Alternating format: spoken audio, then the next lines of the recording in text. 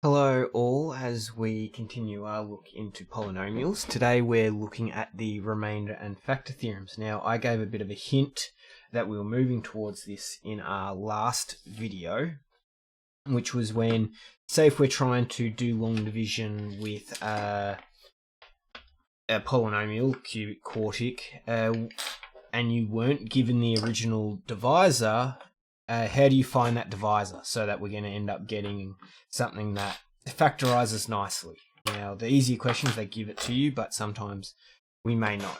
Now, to go along this pathway in getting to answering that question of how to find a nice divisor, we first need to go through the remainder and factor theorems. Now, we'll start with the remainder theorem and then move on from there to the factor theorem, which is sort of like a special case of the remainder theorem. So through last lesson, if I said take the expression p of x is equal to this, and I want you to tell me the remainder when we are given a linear divisor x minus 1, so we're dividing that polynomial by x minus 1, tell me the remainder, you have to go through the long division process or equating coefficients. Now, it turns out there's actually a much quicker way. If we just want to know the remainder, there's a much quicker thing we can do. Okay? Using this example here, going on to that, we go through these certain steps, and they're actually pretty easy. First step is let the divisor equal to 0. So whatever we're dividing by, in this case it's x minus 1, we let that equal to 0 and then rearrange to get x by itself, or solve for x. So in this case, we've let x minus 1 equals 0, rearrange, we get x equals 1. We then substitute that into our original polynomial. So whatever it is, in this case it was the 2x cubed minus 3x squared plus x minus 1. We substitute, in this case we're going to do p of 1, because that's what we got x equal to there.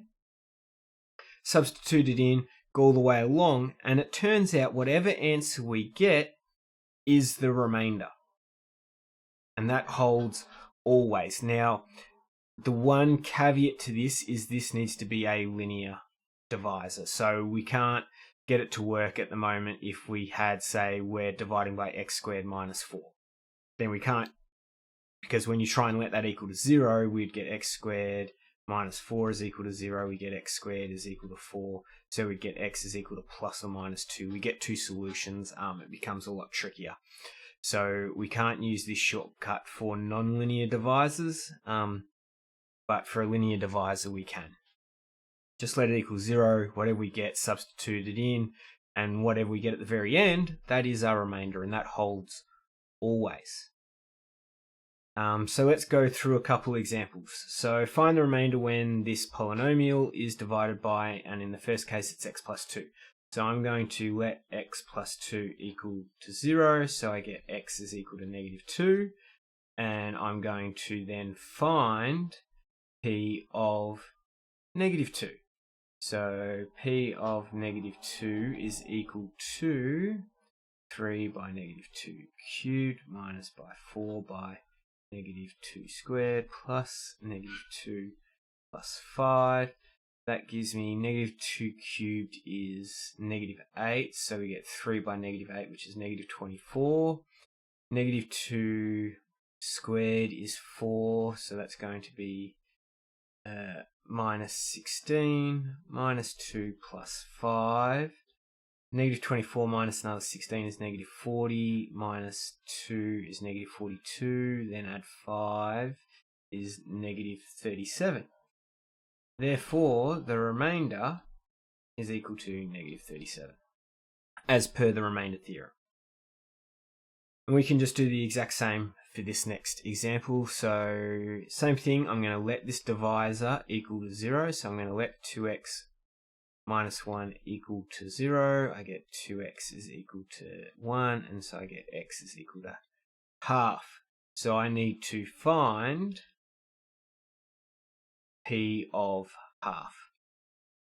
So p of half is going to equal to 3 by half cubed minus 4 by half squared plus half plus 5, 3 by 1 on 2 all cubed, so we cube the 1, cube the 2, that becomes 1 on 8, minus 4 by 1 on 4, plus half, plus 5, equals to 3 on 8, minus 4 by quarters, so it's going to be minus 1 plus half, 5, is equal to 3 on 8, take away 8 on 8, plus 4 on 8, plus 5, we'll leave it as a 5 for now. 3 plus the 4 is 7, take away the 8, so we get negative 1 on 8 plus 5. So that's going to be equal to 4 and 7/8. Or if we wanted to write as a mixed, an improper fraction, 4/8 are 32 plus the 7, that's 39 on 8. And that is our remainder. So fairly straightforward. Now, factor theorem. Let's think about this remainder. And the whole point of starting this whole conversation was we want to pick divisors, or we want to try and come up with divisors that will give us good factorizations, nice factorizations. So something like x minus e, x minus f, x minus g with no remainder. So thinking about the remainder theorem, how can we help us try and find one of these? We want to find either this one or this one or this one first off, and then do the division by long division or equating coefficients. Well, that's where the null factor, where the factor theorem, not the null factor, the factor theorem comes in. Okay?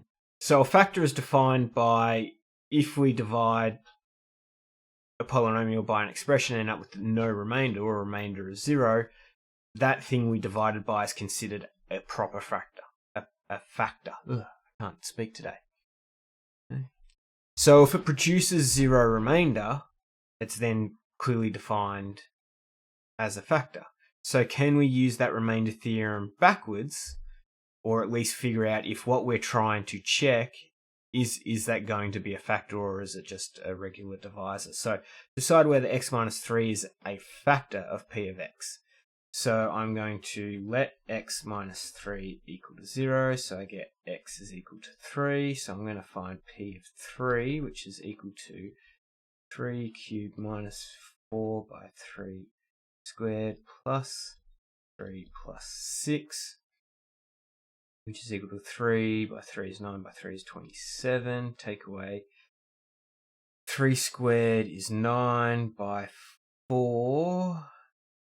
9 fours are 36 plus 3 plus 6. That turns into 27 plus 3 is 30 plus 6 is 36. Take away 36 is 0, which is our remainder. So there is no remainder for the x minus 3. So therefore we can say x minus 3 is a factor. Now that's pretty handy. So straight away I already know that one of them is going to be x minus 3, and I should be able to end up getting two other factors. And I can eventually find them by first getting ax squared plus bx plus c, and then either solving that using equating coefficients or find this bit using long division. We can also try and hunt these down. We can, again, you were given this x minus 3 and you were told, check whether it's a factor or not. How we can actually use trial and error and just pick random numbers and check if they're factors or not. Now, there is a hint to doing that, picking what numbers do we want to pick. Now, what numbers you want to pick to try, and there's my mouse gone, sorry, is you want to try factors of the constant. So any number we can divide or divide into that constant at the end. So that would be -6, -3, -2, -1, 1, 2, 3, and 6. Okay. So we could do all of those. We could do p, -6, p of -3, on and on and on. And we want to realize we already tried p of 3. So we want to avoid doing that one. So let's try and find another linear factor. The first, I'm going to try small ones to start with. The other things I'm going to look at is, are there any negative signs? Because if there isn't any negative signs, if that was a plus and a plus, well, it's pointless substituting in positive numbers. Because if I substitute positive numbers, I'm just going to get a positive answer. There's no way that's ever going to be able to equal to 0. But in this case, we do have some negative signs in there.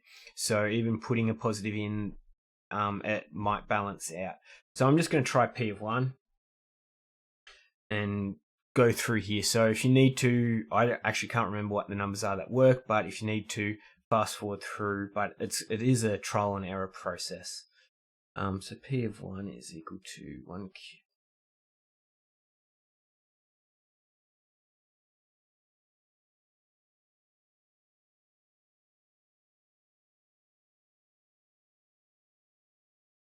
That happens to give me 0. Okay. So that's really handy. So we already know p of 3 is good, p of 1 is good. We just need to find another. So I'm going to now try p of, just looking quickly, -1. Actually, we may as well just write it out. -1.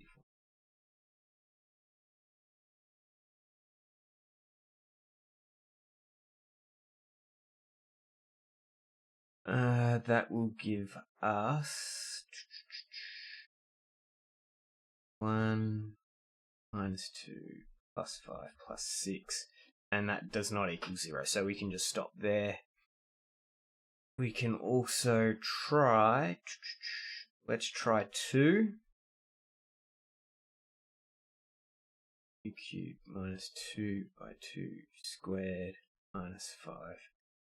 2 plus 6 is equal to, that's 8 minus 8. 2 times 2 is 4 times 2 is 8. Yep, 2 squared, 4 minus 8. Minus 10 plus 6. That does not equal 0, so that's no good. Let's try p of -2 then. -2 cubed minus 2 by -2 squared minus 5 by -2 plus 6. We're going to get, that's -8 minus 8 plus 10 plus 6 gives me -16 plus 16 equals 0. So there we go, there's my other one. So p of 3, p of 1, and p of -2 all worked. So how can we actually now find what the factor is? Because technically that was the number we were just substituting in. So we need to think of the factor theorem and the remainder theorem in reverse. Is that we were substituting this number in. We actually want something that looks like this.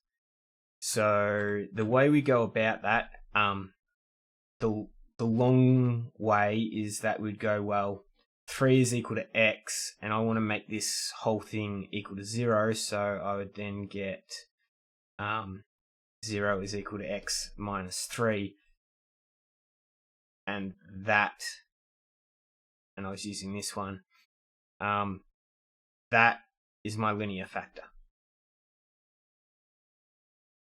And I can do the same for the other ones. Well, I got p of 1 as work, so I'm going to let x equal to 1. So that's going to get x minus 1 is equal to 0. That's my other factor. And then the last one was p of -2. So let x equal x equal -2. And therefore, that will be x plus 2 is equal to 0. So my x plus 2 is my linear factor. So that whole cubic I can actually write as x minus 3 bracket x minus 1 bracket x plus 2. So I've actually been able to figure out or factorize a cubic just by doing some substitution. I haven't actually had to do long division anywhere or equating coefficients. So that is rather handy. The other thing I want to point out, and I had this going through my head briefly, is once you find the first two, and you could write it like this, I've got the -3 and -1. If I multiply those together, that gives me 3. Now, to get the constant on the end here, the only other thing that will ever get multiplied is this constant there. So how do I turn this -3 by -1, which gives me +3? How can I turn it into the required 6 of the original polynomial? Well, the only thing I can do is multiply it by 2. So that is also how I could find that third one. So that's just a little bit of intuition and insight and recognizing how the expansion will end up building that original polynomial. So that's why once I found the 1 and the 3, I instantly tried the 2, and then, well, it turned out to be the -2, just to get the correct signs to work out. But that's what you could do. If you find the first two, write them as brackets, think about how they expand, and then how do you turn the constant into the actual required constant. Here we go, 16 minutes. Right, so let's make this quick. There is a bit of difference between when do you use the remainder theorem and when do you use the factor theorem. You're technically using the remainder theorem when you're already given the factor. So you're already given, in this case, we were given x plus 2. While you're using the factor theorem, you're identifying, okay, that's a 6, so that means I'm going to use 1, 2, 3, or 6, and the plus or minus versions of all those when I'm trying to hunt down a factor. So that's the difference of them. There's two examples that I'll leave for you to try. And here's a great example. That's plus, it's plus, it's plus. So it would be silly to try any positive numbers. It's going to have to be -1 or -2 or -3 or -6. They're going to be the ones that you're going to have to try for that one. Lastly, is we can do a bit more of a backwards application. Is we might be told the polynomial, we're told what we're dividing by, and then we're also told the remainder. So we can use the remainder theorem here to find out what actually was this a in the first place. So if we're dividing by x minus 2 and I'm told some information about the remainder, I'm going to let x minus 2 equal to 0, because that's my divisor. So I get x is equal to 2. And so when I do p of 2, I'm told the remainder is equal to 4. I should get the remainder is equal to 4, which means p of 2 should also equal to 4. So let's substitute 2 in. So I'm going to get p of 2 is equal to 2 cubed plus 2 by 2 plus a is still there. That is equal to 8 plus 4 plus a is equal to 12 plus a. And as I said, we're told the remainder is equal to 4. So this whole expression should be equal to 4. And now I can solve to figure out what a is. So a must be equal to -8 for that to balance out.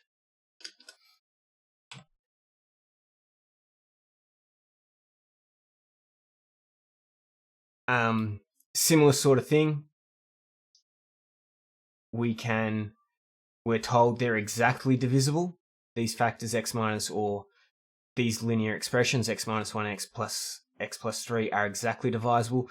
That means the remainder must be equal to 0. So if I do p of, and I actually forgot to very briefly say all the way back here, all the times when we're making these divisors equal to 0, the easiest, so in this case it would be x minus 1 is equal to 0, so we get x is equal to 1. It's always just whatever this number is with the sign switch. So for that follows on that p of 1 needs to be equal to 0, because that balances, and then this x plus 3, just to show you, x plus 3 is equal to 0, so that means x minus 3. So that also means p of -3 must be equal to 0. So you can substitute that in to the original polynomial, and that'll leave you with some a's and b's behind. And same, we can substitute this in. So we're effectively substituting in 2 bits of data, and we're trying to find a and b. So it's a simultaneous equation situation that's going to evolve. But I'll leave that for you to have a go at. 2 last things, try and make this really quick, is sometimes, and this occurs when we have a coefficient other than 1, you always still, the first things you try when you're playing with the factor theorem and you're trial and error, is sometimes it's not going to work. You try plus or minus 1 and plus or minus 5 because that's the 2 things we can divide 5 by, and you can see here for all 4 of them we don't get 0. So that means none of those are factors. Now the rational root theorem says, okay, try the exact same thing, try all those numbers, 1, -1, 5, and 5, but the rational root theorem says if we have a coefficient of the leading term, try all those again if they don't work. So try the basic ones first, but try them again, all divided by that coefficient. And it turns out, and this would be a more tech active one, especially at year 11, I'm not going to, maybe, but you're probably not going to get this having to deal with all these fractions by hand, especially in a cubic or a quartic. If I did, it's a stretch and practice the fraction skills. But what you do is then try p of any of these. And in this case, it turns out that p of -5 on 3 does give me 0. So that means we would get x is equal to -5 on 3. How do we turn that into a linear factor? Well, we have x is equal to -5 on 3. Turns out that worked. So multiply the 3 across, so we get 3x is equal to -5. Add 5 to both sides, so we get 3x plus 5 is equal to 0. And that's how that fraction ends up turning into a linear factor. And as we can see, there's our linear factor, and then we could then do long division or equating coefficients as need be. Very finally, if it is tech active, your CAS is very good at it.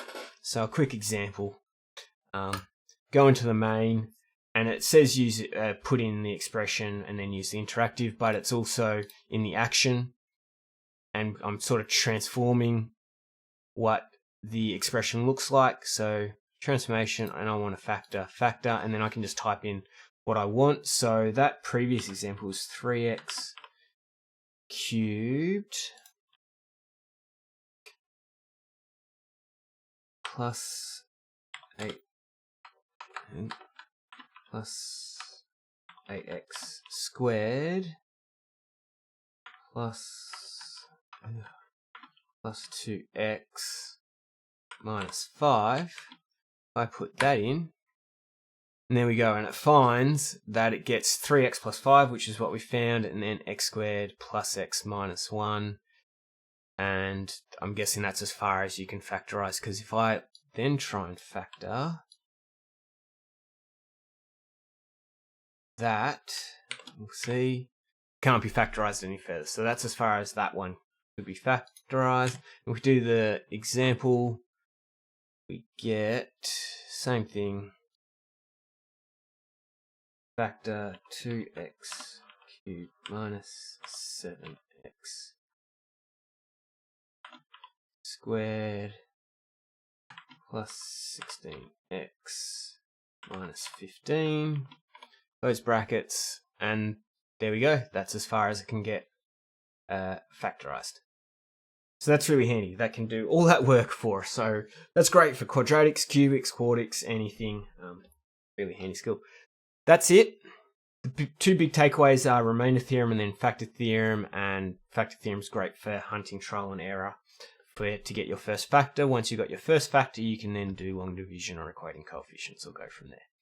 Have a good day. If you have any questions, put in the comments below or in Google Classroom, or send me an email.